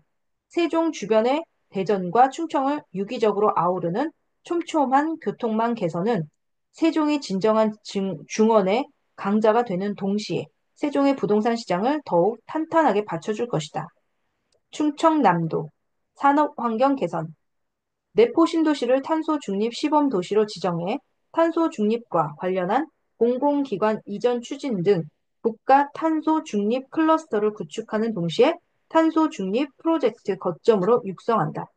또한 천안 성환 종축장을 이전한 부지에 첨단 국가 산업단지를 조성한다. 공공기관 이전도 필요하지만 민간 기업들이 대규모 투자를 하면서 양질의 일자리를 창출할 수 있도록 유도하는 지원 프로그램을 제대로 만들어주는 것이 더 좋지 않을까 하는 생각도 해본다. 교통환경 개선. 충남과 대전을 광역 생활권으로 연결하는 충청 내륙철도와 충남 서산에서 충북, 경북 울진을 연결하는 중부권 동서 횡단 철도를 추진한다. 이렇게 된다면 중부권 동서 간 교통망이 개선되고 충청권 메가시티 기반을 마련할 수 있을 것이다. 서산 공군 비행장에 항공 인프라를 활용해 충남 공항을 건설한다는 계획도 있다. 그런데 지방 공항 건설이 과연 지역 경제 발전에 얼마나 도움이 될지는 미지수다.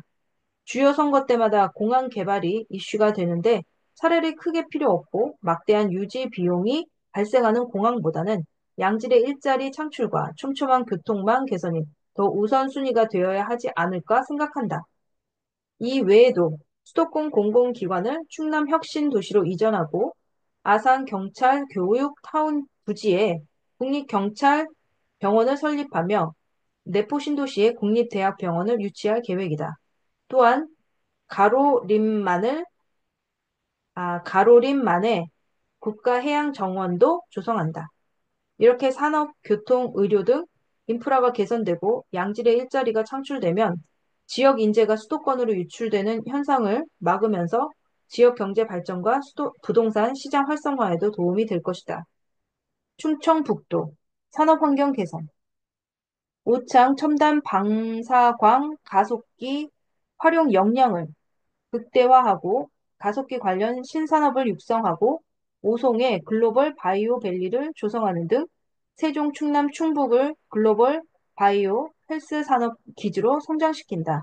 민관 R&D 육성 및 원천 기술 확보를 통해 2차 전지, 시스템 반도체, K-뷰티 산업으로의 고도화도 지원한다. 앞에서도 말했는데 양질의 일자리 창출은 인구 유출을 막고 지역 경제와 부동산 시장을 살리는 최고의 무기인 만큼 신산업 육성과 교통망 개선에 역량을 집중해줬으면 좋겠다. 교통환경 개선. 청주공항의 시설을 개선하는 동시에 청주공항에서 청주도심, 오송, 세종, 대전을 연결하는 춘천권 광역철도를 건설한다. 충남 서산, 충북, 경북 울진을 연결하는 중부권 동서 횡단철도를 구축하고 강원 원주에서 오송 간 철도 고속화도 추진한다. 교통망 개선은 다양하게 많이 할수록 좋다. 다다익선이다. 이 외에도 충주댐 전역의 관광특구 지정, 충주국가정원 조성, 속리산 일대의 국가생태문화 탐방로 조성 등을 통해 문화, 관광, 체육, 휴양의 벨트도 조성하겠다고 한다. 72쪽 부산, 울산, 경상남도 서울 다음인 우리나라 2대 도시 부산은 지방 부동산 시장을 이끌어가는 선도주자다. 서울 흐름에 동조되기도 하지만 다른 흐름을 보이기도 하는 부산 부동산 시장은 지방 부동산 시장의 분위기를 가늠하는 중요한 역할을 하기도 한다. 이제는 부산을 울산, 경상남도와 묶어서 부울경이라고 부른다. 남부 지역의 새로운 수도권을 만들려는 시도의 일환이다. 그래서 부산의 부동산 시장을 보겠다고 하면 울산, 경남까지 묶은 부울경을 하나로 봐야 한다. 부산, 울산, 경남, 이른바 부울경에는 어떤 부동산 정책이 펼쳐질지 바로 알아보자. 부산, 가덕도 신공항 조기 건설. 뜨거운 감자였던 가덕도 신공항의 개발 사업이 빠르게 추진될 수 있도록 예비 타당성을 면제한다. 조기 건설을 추진해 시너지 효과를 극대화하면서 글로벌 물류 플랫폼 거점 도시로 자리매김을 시키겠다는 것이다. 인구나 경제 규모를 봤을 때 부울경의 대규모 신국제공항 하나는 필요해 보이고 부산의 경제 발전에 도움이 될 것이다. 하지만 향후 10년이 지나면 인구 감소가 본격화되는 마당에 차라리 공항 개발에 필요한 막대한 예산을 양질의 일자리 창출을 위한 기업 유치에 지원하고 인천공항으로 연계한 KTX를 지금보다 좀 더 촘촘히 연결해 주는 건 어떨까? 아니면 여러 지방에 분산된 각각의 지방공항을 통폐합해 인천공항, 가덕도 신공항으로 이원화를 추진하는 방안도 고려해 봤으면 좋겠다. 선거철마다 예산 먹는 하마인 공항 건설을 약속하다 보니 좁은 땅덩어리인 우리나라에 공항이 너무 많이 생- 드는 생각이다. 산업 환경 개선, 부산항, 항만시설 재개발, 철도시설 재배치, 주변 지역 연계 통합 개발 등을 통해 부산항, 북항 재개발 사업을 조속히 완성한다. 침례병원의 공공병원화 등을 통해 공공의료망을 확충하고 해사 전문 법원을 설치한다. 또한 해양금융과 해운 기업의 클러스터 구축, 공공기관 지방 이전 등으로 글로벌 해양문화 관광 도시로의 재도약을 지원한다. 시간이 지날수록 서울 집중화가 심해지고 서울 대전을 중심으로 한 중원의 성장 속도가 무섭게 빨라지면서 과거 산업 경제의 중심이었던 부산, 울산, 경남의 경제가 위축되어 보이는데 이제 제2의 도약을 하기 위해서는 반드시 변화하는 시대 흐름에 맞게 재도약의 발판을 만들어야 할 것이다. 교통환경 개선. 교통망 개선은 아무리 강조해도 지나침이 없다. 제2의 도시 부산답게 서울 수도권처럼 경부선 철도 도심 구간의 지하화와 GTX가 먼저 눈에 띈다. 경부선 철도 지하화를 통해 광역 교통망 연계성을 증진하고 지방 유휴 부지를 활용하면 원도심 재도약 발판을 마련할 수 있을 것으로 기대된다. 또한 상습 혼잡 지역인 부전역 복합환승센터 설치도 추진된다. 드디어 부산에도 GTX가 등장했다.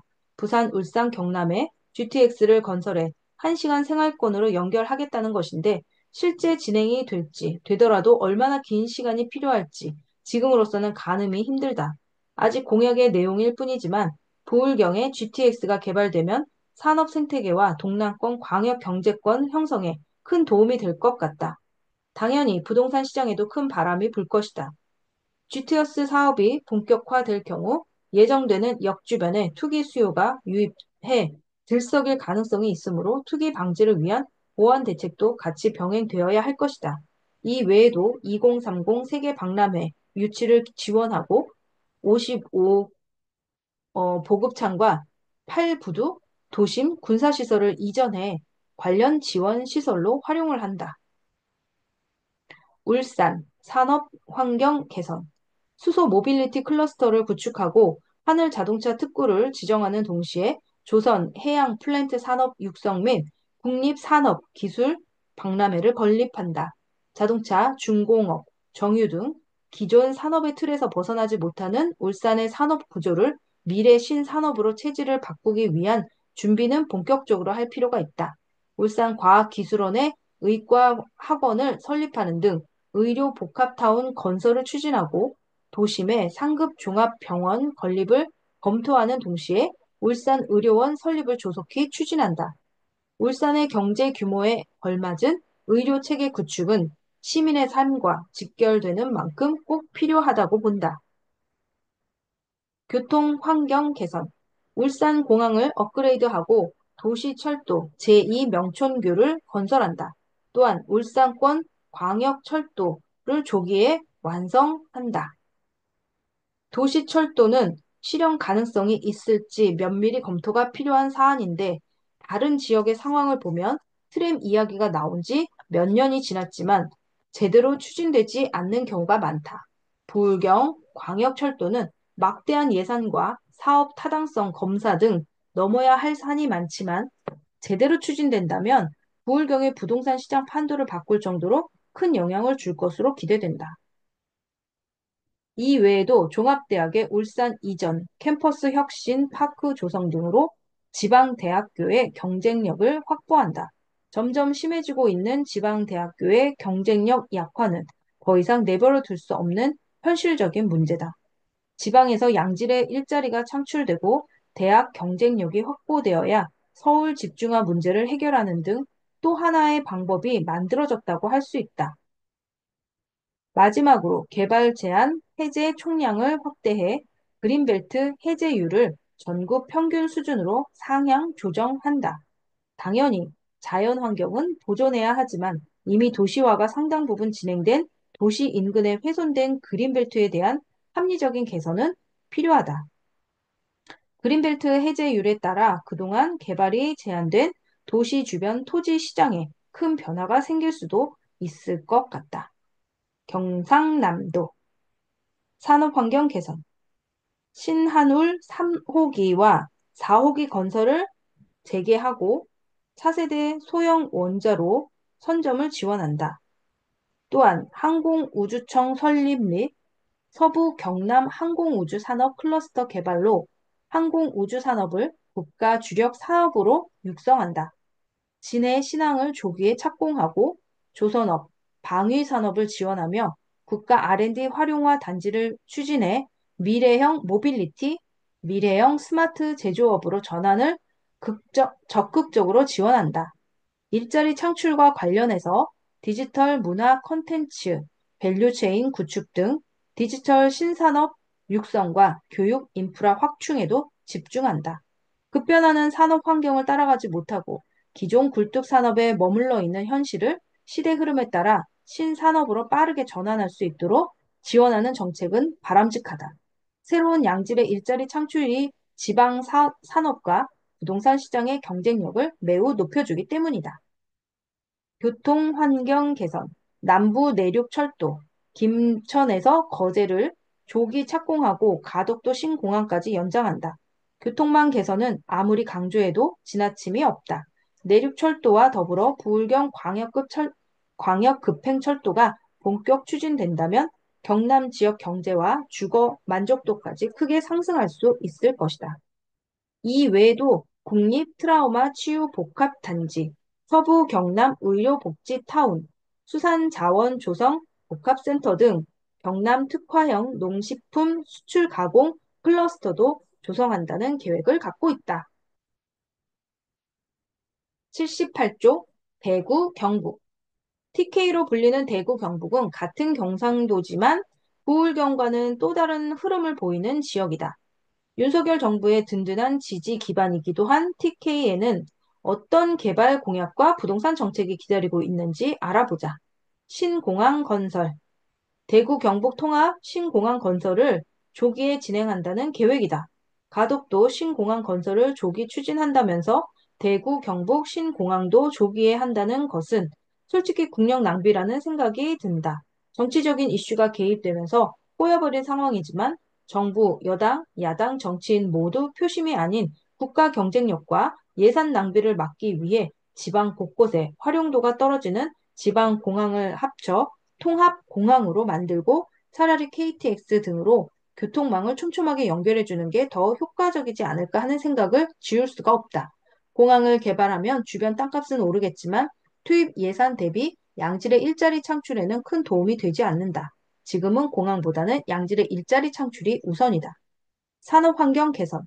대구 경북 경제과학연구소를 설립하고 신한울 3호기와 4호기 건설을 재개하며 SMR 특화 국가 산업단지 조성 및 그린 수소 플랫폼을 구축한다. 또한 경주와 포항에 가속기 기반의 연계 첨단 연구 산업 단지를 조성하고 경북 북부 지역을 첨단 바이오 신약 개발과 세계적인 백신 산업 클러스터로 개발한다. 섬유, 염색 산업단지를 첨단 산업단지로 전환하고 경북을 미래 친환경 자율주행 모빌리티 산업의 거점으로 만들며 차세대 소부장, 소재, 부품, 장비 산업을 지역 전략 산업으로 적극 육성한다. 농식품 수출을 위해 항공 특화 단지 등이 포함된 경북 푸드 밸리도 조성한다. 빠르게 변하는 시대 흐름에 발맞춰 기존 굴뚝 산업의 체질을 개선해 양질의 일자리를 만드는 것은 매우 바람직하며 지방 인구의 유출을 막고 부동산 시장을 안정시키는 데도 큰 도움이 된다. 교통환경 개선. 대구에서 광주 달빛 내륙 철도를 건설하고 경부선 고속철도의 대구 도심 구간을 지하화하며 통합 신공항과 연계된 광역철도 고속도로를 구축한다. 앞에서도 말했듯이 교통망 개선은 아무리 강조해도 지나침이 없다. 특히 도시 미관과 도심 단절 문제를 해결하기 위해서라도 필요한 경부선 고속철도 도심 구간의 지하화 사업은 빠르게 추진하면 좋겠다. 지하화를 한 후 생긴 지상의 유휴부지는 공원, 도로, 청년주택 등 다양한 쓰임새를 활용할 수 있기 때문이다. 이 외에도 낙동강, 금호강에 친환경 명품 수변 문화 공간을 조성하고 대구시청과 옛 경북도청 후적지를 문화 산업 허브로 조성할 계획을 갖고 있다. 포항 영일만 대교도 건설하겠다고 한다. 81조 광주 및 전라도, 강원도, 제주도 대통령의 지역개발 공약에는 지역별 현안과 이슈가 반영된다. 물론 무조건 다 추진되지는 않는다. 공약에 그칠 수도 있지만 그래도 공식화됐다는 점에서 긍정적인 효과는 분명 있다. 전라도의 부동산 시장을 이끌고 있는 광주를 비롯해 최근 개선된 교통 여건으로 날개를 달고 있는 강원도, 그리고 청정도시 제주도까지 관련 개발 공약에 대해 알아보자. 광주, 전남, 전북. AI 중심 산업 융합 클러스터를 조성하고 자동차를 중심으로 인공지능 기반의 미래 신산업 개발에 집중해 광주를 미래 자동차 선도 도시로 만들겠다고 한다. 공공이 지원하고 민간이 투자하는 광주형 일자리가 자리를 잡자 이처럼 지역 주민들이 적극 협조하는 상생 경제 모델을 신사업과 연계해서 더욱 확대하려는 움직임도 있다. 지방 경제 활성화와 양질의 일자리 창출은 무조건 부동산 시장에도 긍정적인 영향을 미친다. 전남은 우주산업, 농촌, 관광 도시로 육성하겠다고 한다. 나로 우주센터를 중심으로 우주 발사체 핵심 기술 개발 및 관련 생태계를 조성해 우주 발사체 산업 클러스터를 조성한다. 농업, 관광 중심의 스마트팜 혁신 단지를 조성해 인공지능에 기반한 기술 융봉합 관광 인프라를 창출한다는 계획도 갖고 있다. 무에서 유로 새롭게 만들기보다 기존에 자리 잡고 있는 특성화된 산업을 기반으로 새로운 신기술과 융합해 인프라를 창조하는 모델은 매우 바람직하다. 전북의 경우 새만금을 국제투자진흥지구로 지정하고 개발해서 세계 유수의 기업을 유치하고 동북아 경제 중심지로 집중적으로 육성할 계획이다. 강원도 앞으로의 강원도는 과거의 강원도가 아니다.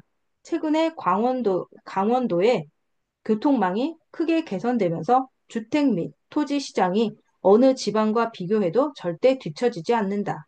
오히려 상승폭이나 선호도 측면에서는 강원도 부동산이 매우 높아졌다. 그만큼 강원도가 달라지고 있다. 달라지고 있는 강원도에 강원경제특별자치도를 설치하고 지역 개발을 위한 규제 완화 특례 부여 및 정부 시책 사업을 우선 지원한다. 춘천과 원주를 정밀 의료 산업 및 디지털 헬스케어 메카로 조성하고 삼척을 액화 수소 에너지 거점 도시로 육성하는 등 강원도 주요 도시가 신산업 도시로 거듭날 수 있도록 지원한다. 교통망 개선은 강원도의 날개다. 춘천에서 속초 고속철도와 강릉, 속초, 제진, 동해 북부선을 조기 완공한다. 용문에서 홍천 광역철도, 삼척에서 강릉 고속활철도, 제2경춘국도, 영월에서 삼척 고속도로 등 강원도 현안 교통망을 조기 착공할 계획이다. 이렇게 광역 교통망이 완성되면 강원도의 경제뿐만 아니라 부동산 시장도 한층 더 탄력을 받을 수 있을 것이다.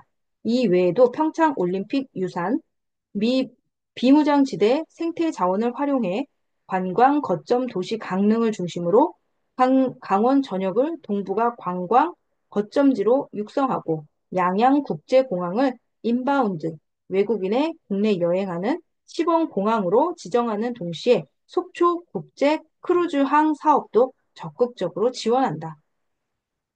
또한 폐광 지역 대체 산업 발굴 및 지원을 강화해 독일과 영국처럼 폐광 지역을 역사 문화의 공간으로 재창조할 계획도 갖고 있다. 이렇게 되면 태백 등 폐광 지역의 경제와 부동산은 제2의 전성기를 맞이할 수 있을 것이다. 제주도, 청정 관광 도시인 제주에 제주 관광청을 신설하고 제주 신항을 국제 크루즈 거점 항만으로 개발하고 인접 배후지를 상업, 문화, 관광, 복합지구로 개발해 복합 해양 관광 허브 항만 클러스터를 조성한다. 제주도에는 관광 산업이 당연히 중요하지만 코로나19 사태에서 보듯이 안정적인 내수 수요 기반도 중요한 만큼 양질의 일자리 창출이 그 어느 때보다 중요해졌다. 그래서 클라우드 데이터 센터 구축, ICT 기업 유치를 통한 전문 인력 양성 등을 추진해서 ICT 정보통신기술 융봉합 첨단 관광 도시로까지 발전시키려고 한다.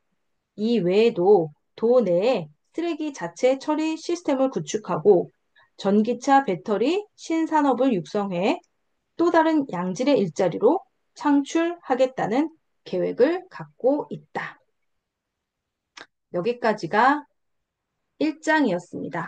내일은 85조 2장 문재인 정부 5년의 부동산 시장에 대해서 읽도록 하겠습니다. 잘 들어주셔서 감사합니다. 부동산 책 읽어주는 브리니였습니다. 감사합니다.